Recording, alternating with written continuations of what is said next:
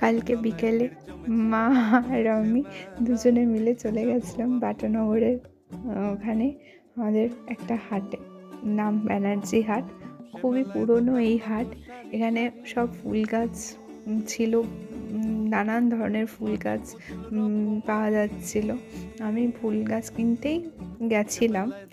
নানান ধরনের ফুল, গাঁদা, জবা, গোলাপ, বিভিন্ন ধরনের বাহারি গাছ, সূর্যমুখী, চন্দ্রমল্লিকা, নানান ফুল পাওয়া যাচ্ছিল। দেখতে খুব সুন্দর লাগছিল এই হাটটা। আমি প্রথমবার এই হাটে আসলাম মায়ের সাথে। বিভিন্ন জায়গা ঘুরে ঘুরে দেখছিলাম সাথে। ভালোই লাগছিল চারিদিকটা।